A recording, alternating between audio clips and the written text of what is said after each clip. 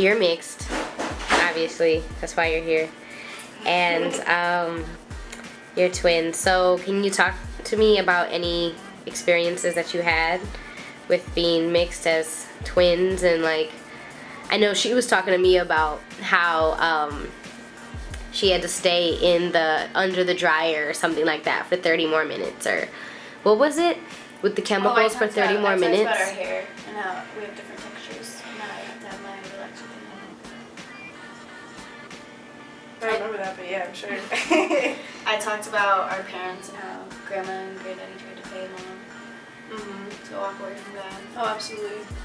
And also just like the colorism within our own family. Like we all have a different version of black.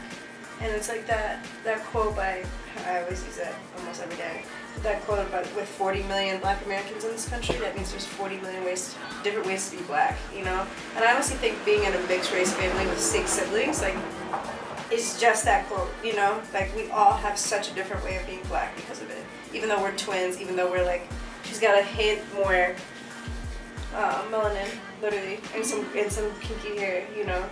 It's definitely like a, yeah. But for me, the biggest thing about being mixed and like, is like but I also, like I said, I'm such a different version of mixed because a lot of people don't know I'm black.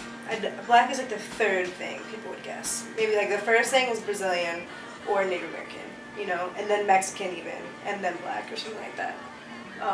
So it's like, and it's funny because every time I say I'm black and white, I say nope, I'm just black and white, I'm American. I'm African American or American. They literally, like, I can kind of see like the disappointment in their face of like, oh, it's not that exotic. Like I thought it was blank, you know. I thought it was. And I talked to Mari about this, my friend who's Cuban, and she goes, I get the same thing, but they're like pleased when she says she's Cuban, you know, because it kind of. But really, she's Afro-Cuban, like she's black. Yeah, exactly.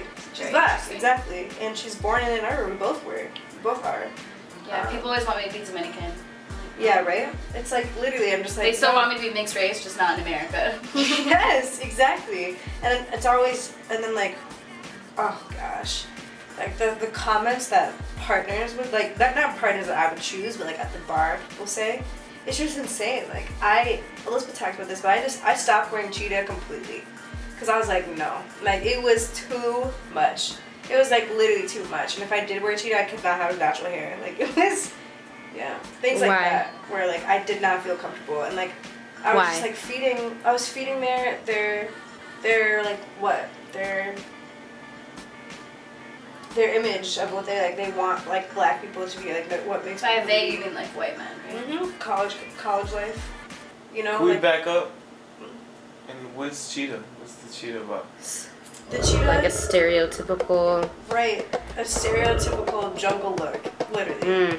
You know, and like I hate to bring it back to that. And of course, I'm not fucking like wearing like no shoes. You know what I mean? I'm really not like tribalism. Exactly, I'm not tribalism. I'm no like Kara Walker silhouette right now. You know, I'm not. I'm just like, but I literally like, I didn't like. I would get comments like, even I'll never forget when we were in Florida. Staying with Liz at Liz's house, we were at on the balcony, and I just like put my head up to the sun, and I was playing like music off my phone, and I was just on this little tiny balcony, and this white woman interrupts me, literally in glow, interrupts me, and she was like, "You just look so exotic up there," and I was just like, and I said, "Thank you," and like I literally like was like, "Wow, she didn't call me beautiful," you know, that's not beautiful. That's exotic, you know.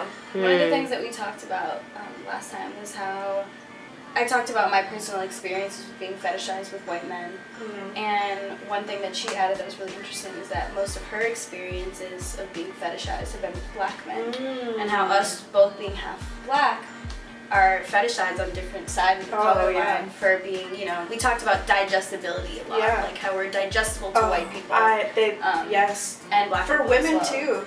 They literally, I'm the toe dip into black culture. Literally, and I've said that to people before too, and it hasn't gone off well.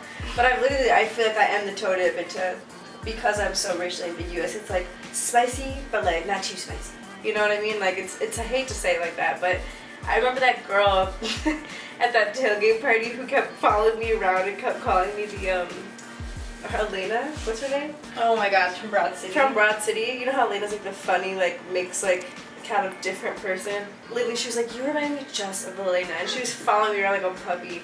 And Elena's also like white and Jewish with like curly hair. Yes, but that was true. But like the point was like she was like, you have the same personality and like style, and she's like, your hair is so pretty, and then it got right into, are you blank? You blank? You know, my friends kind of like it got back to Elizabeth and then eventually back to me about what they were kind of saying behind my back, and one of them the things they were saying is that I'm not really black. And they said, and they like kind of connected that with my activism, and then on the flip side, connected it with Elizabeth and her activism, and she's like, well, Elizabeth is really black, and they were like, we're literally twins, and these are like our friends that we've had for a long ass time talking about this. Wow, so they were saying that Liz is like the black twin, and you're like the white twin. Right. Right. Therefore, That's I'm allowed to crazy. talk and speak on black issues. Exactly. And that was the and point. you're not. It's all connected to my activism. So like she's more credible. Yep. Even exactly. She's felt it more. Like, you know. though. Which is so funny because I feel like that's like the epitome of all of this. It's like, who's feeling this right now? You know, like Right. It's just crazy. It's just it's crazy. And honestly, it really hurt. I cried. I really sat there and cried because I was like, are you? And also the first thing I thought was, why weren't you all there? And then I thought of all these moments, like where like I was called the nigger on a crossfield twice, you know. That's the first thing I thought of, was like, you weren't there though, like you didn't see that, and like I was just like validating in my head, like, and also it just kind of made me self-reflect a lot too, because like that's something you can't like take from me. And another thing, for sure. I wish I had those papers. I keep referencing all of them. One of them says we are black beyond the visual spectrum. And I thought about that for a really long time because it's true. What I listen to, what I like, my family, like what I identify with, my consciousness is black. So like that's, I kept thinking back to that quote, which kind of made me like, okay, like we are black beyond the visual spectrum. You know what I mean? Like that.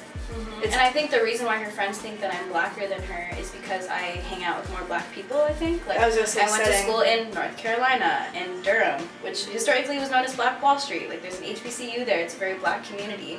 I was in the black community in college, and a lot of that was a consequence of going to a very racist campus. Like, I felt like I had a segregated college experience. Yes. And you grew up, I mean, you went to school here in Michigan, on a predominantly white. Anywhere. Yeah, I mean, you went to school with where less than 4% of the student body is black. So we've had access to very different communities in the last 4 years. That's true. And has that like led to people treating us differently? Absolutely. Like, I think going to school and being around so many black people definitely like gave me more of a black consciousness, to the point where I had to like stop myself from like resenting white people a lot, and like especially white women, and then being like, wait, like that's half of me.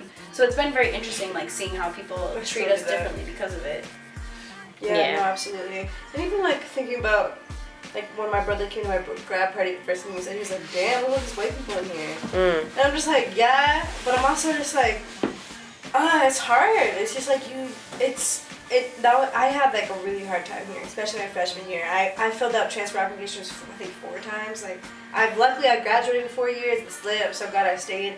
But I had such a hard time finding community. Like I was also on the lacrosse team, so that was just whitified all of it. But yeah. Right. Like I think I told you about my brother last time, but our youngest brother's very white passing, like same parents, same everything. And I think he identifies more white as a result. Oh, absolutely. It's very interesting. Yeah, no, totally. And like it's also, it's terrible, but these segregated places, we live in a very segregated world, you know what I mean?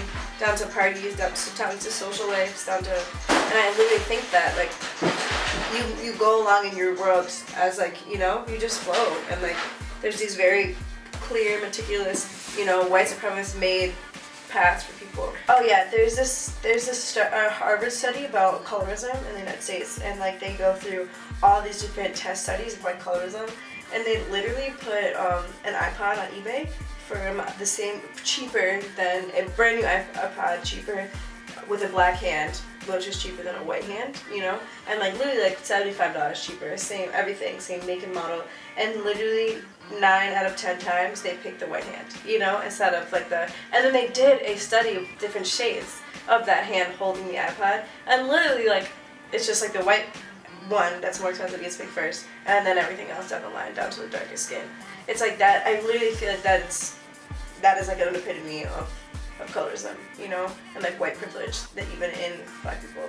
But what if, I wonder though, how much the price had to do with it? Because I also think that, not to take anything away from that though, but I do think that when it comes to price, people, when they see something more expensive, they think that it's more valuable. True. So I wonder if they would have had the black hand with the That's more a good expensive, point. how that would have affected it, Absolutely. if it would have at all. Absolutely. But yeah, Absolutely. that's Yeah. cool. Alright, I want to put you on the spot. Last time we talked about our dating preferences. Yes. I don't even have to do like an interview. I think I'm always thinking about why, because even when it comes to like white women, like I hook up with them a lot more than other women, you know. So it's like, it's not even just like a male thing. Actually, sometimes it is, because like yeah, we'll go back to that point. I think that literally I had such a, this might be a cop out, but I've been thinking a lot about where I've literally why. But I Why really, what? I don't think she... why I date white people. Okay. White men and women. Okay. And I think it's literally because of my steady diet at Disney and like my version of Prince Charming. I know you're mad about it.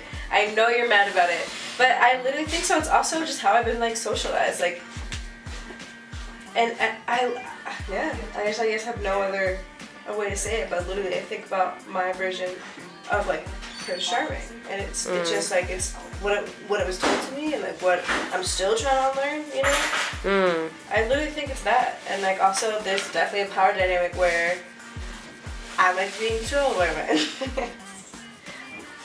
I'm done. See, as a twin, That's a good I hear point. that, I'm kind of like, I do call it out as a cop out, because the beautiful things about twins Okay, but is that's that, my like, second thing. That was I missed okay, all of that. but let me just I'm respond to glad the you first did. thing. Let me respond to the first thing. Like, we grew up in the exact same environment, right? We had access to the exact same TV shows, television No, shows. but we don't think the same, bro. I'm literally visual. Like, I see people in colors. You know, like green and like blues and like different like personality colors. But like that's not how I think. You know, we don't think the same. We didn't digest the same things. Like, you know that quote, always remember how that art made you feel. We took different arts on our path. You know what I mean? True, but then how, I totally get what you're saying. We like digested the information and the vision, like the stuff that we saw differently, but we still saw the same things. And yet I feel like I don't face that. Like my idea of like the prince or princess charming is very different. So I just think that's really interesting, because you'd assume us being twins that we would have been socializing the exact same We're way. not identical. We made this point before. You know, we're siblings. And yeah, that's where the nature versus nurture argument comes in then. So that's why I'm saying your nurture argument is kind of bullshit. No, I don't think it is at all. Because why do you think that we got the same nurture, that we took the same things from it? Also, like, Their nature is inherently, right? It's like, Our natures are different, but our nurturing was the same. So so the Disney argument would fall in the nurture category. I mean, You seeing people in colors why are you is the nature disqualifying category. my life? Because do not. I'm not. No, I'm serious. Like, I didn't make this shit up. Like, I actually really tried to unpack this before, and I've really thought about what my ideal like princess or Prince Charming is, and I was taught that it is white. You know, and I've had to really look at that and be like, okay, like how can I? And you know how me too was like into Wiley stuff. Like literally, like who do we see on that white horse? Like I've had to unpack some of that. I'm not saying that I still carry a lot of that, but it is something that I'm constantly trying to unlearn, right? Okay, so get out of here with that. No, I Second see she thing. getting defensive. I am. You don't get to tell me. We just have different. I will never date a white man. They low key kind of You did. disgust me. You fucking did. I have. And you loved him. You have loved him before, so I don't hear that. That's bullshit. I'm calling you out. Not. It was a tiny summer thing. Yeah, exactly. Wasn't even Right. real. Right, exactly. Half So of I'm that. Anyway, Just put it that way. I'm over that. Next, I think it's also power dynamic. See, the power dynamic thing is more interesting to me. I despise you. My point stands. So talk My about the point power stands. dynamic thing more.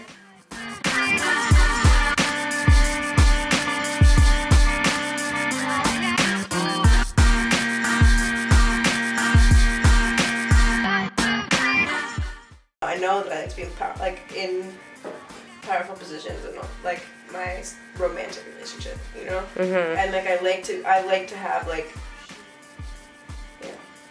They like to be in Yeah, control. I Like feel to be in that. control. Do you? know? I have a don't question know for how to you. say that.